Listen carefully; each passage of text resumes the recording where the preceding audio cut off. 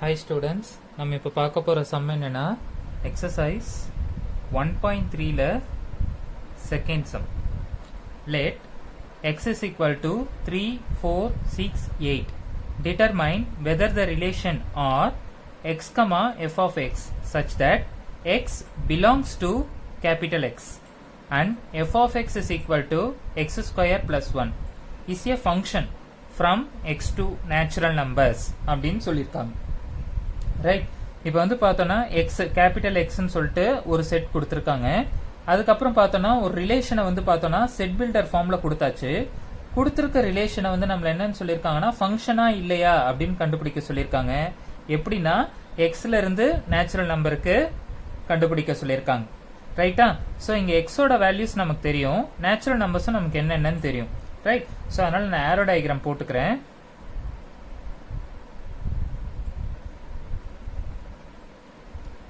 இப்படி போட்டுக்கலாம். இது எக்ஸ், இது நேச்சுரல் நம்பர். எக்ஸோட வேல்யூஸ் என்ன? 3, 4, 6, 8. நேச்சுரல் நம்பர்ஸ்னா எதில் ஆரம்பிக்கும்? 1ல ஆரம்பிச்சு அவங்க ஒரு லிமிட் கொடுக்கல அப்படிங்கிறதுனால அது வந்து எது வரைக்கும் போயிட்டே இருக்கும் நமக்கு தெரியாது. So it can moves on up to நான் இன்ஃபினிட்டி வரைக்கும் போட்டுக்கிட்டேன். சரிங்களா?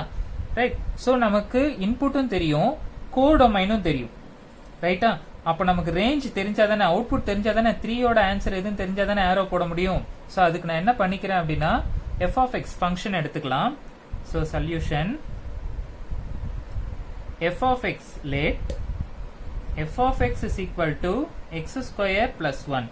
இதுல எக்ஸுக்கு வேல்யூஸ் எதுல இருந்து எடுத்துக்க சொல்லியிருக்காங்க அப்படின்னு பார்த்தோம்னா கேபிட்டல் எக்ஸுக்கு. எக்ஸுக்கு எதுல இருந்து எடுத்துக்க சொல்லியிருக்காங்கன்னா கேபிட்டல் எக்ஸுக்கு. ஸோ கேபிட்டல் எக்ஸோட வேல்யூஸ் என்ன? 3, 4, 6, 8. ரைட், அப்போ ஃபர்ஸ்ட் எக்ஸோட வேல்யூ நான் என்ன கொடுப்பேன்னா 3. அப்போ let small X is equal to 3 அப்படின்னு கொடுக்குறேன். அப்போ எக்ஸோட வேல்யூ 3ன்னு போட்டோன்னா இந்த இடத்துல 3ன்னு மாறிடும். ஸோ எக்ஸ் ஸ்கொயர்னு இருக்கிறதுனால 3 ஸ்கொயர் பிளஸ் 1, 3 ஸ்கொயர் பண்ணா 9 பிளஸ் 1, ஆன்சர் என்ன கிடைக்கும்னா 10 அப்படின்னு கிடைக்கும். நெக்ஸ்ட் எக்ஸோட வேல்யூ என்ன எடுப்பேன் அப்படின்னு பார்த்தோம்னா 4ன்னு எடுப்பேன். அப்போ எஃப் ஆஃப் 4. ஸோ எக்ஸ் இருக்க இடத்துல 4ன்னு போட்டோன்னா 4 ஸ்கொயர் பிளஸ் 1. அப்போ 4 ஸ்கொயர்னு எனக்கு என்ன கிடைக்கும்னா 16 பிளஸ் 1. 16 பிளஸ் 1 என்ன கிடைக்கும்னா 17. அடுத்து எக்ஸோட வேல்யூ என்ன எடுப்பேன்னா 6. ஸோ 6ன்னு எடுத்தேன்னா எஃப் ஆஃப் 6. ஸோ அப்போ ஆன்சர் என்ன வரும்னா 6 ஸ்கொயர் பிளஸ் 1. 6 ஸ்கொயர்னும் போது 36 பிளஸ் 1, ஆன்சர் என்ன வரும்னா 37. தென் எக்ஸோட வேல்யூ என்ன எடுப்பேன்னா 8.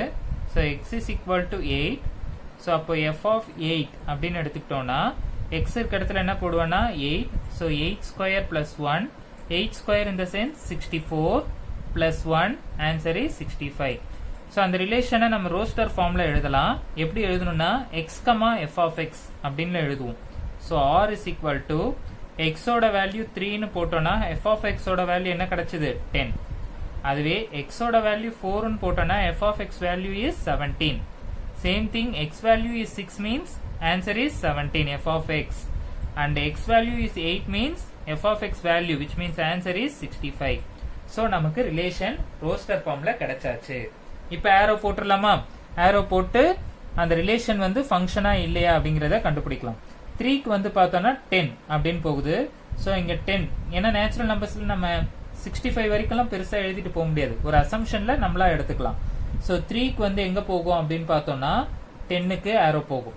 அடுத்து வந்து பார்த்தோம் அப்படின்னா நான் இன்னும் கொஞ்சம் எக்ஸ்டெண்ட் பண்ணிக்கிறேன். அடுத்து வந்து பார்த்தோம்னா 17. ஸோ நான் அப்படியே ஒரு எட்ஸெட்ரா போட்டு 17 எடுத்துக்கிறேன். 4க்கு வந்து என்ன போகும் அப்படின்னு பார்த்தோம்னா 17 அப்படின்னு போகும். ஸோ திரும்ப எட்ஸெட்ரா போட்டு அடுத்து 37 எழுதிக்கிறேன். 6க்கு வந்து எங்க போகும் அப்படின்னு பார்த்தோம்னா 37க்கு போகும். எட்ஸெட்ரா 65ன்னு போட்டுக்கிறேன். 8க்கு எங்க போகும் அப்படின்னு பார்த்தோம்னா 65. ஸோ 65ல இருந்து எட்ஸெட்ரா, ஏன்னா நேச்சுரல் நம்பர் கொடுத்ததுனால இன்ஃபினிட்டி வரைக்கும் போட்டுக்கிட்டேன். ரைட், ஸோ இப்போ இது வந்து ஃபங்க்ஷனா இல்லையா அப்படின்னு சொல்லி நம்ம கண்டுபிடிக்கணும். இது x to n போறதுனால இப்படி போட்டுக்கணும். ரைட், ஸோ இது ஃபங்க்ஷனா இல்லையான்னு எப்படி கண்டுபிடிக்கலாம்? எல்லா இமேஜுக்கும் ப்ரீ இமேஜ் இருக்கணும். ரைட், ஐ மீன் எல்லா சைல்டுக்கும் மதர் இருக்கணும்.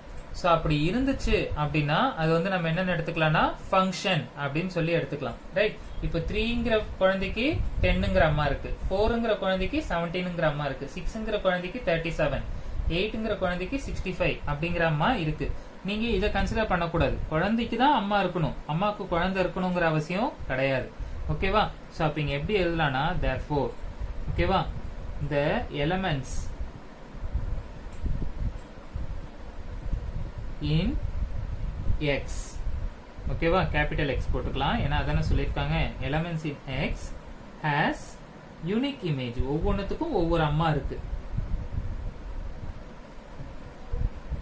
So the given relation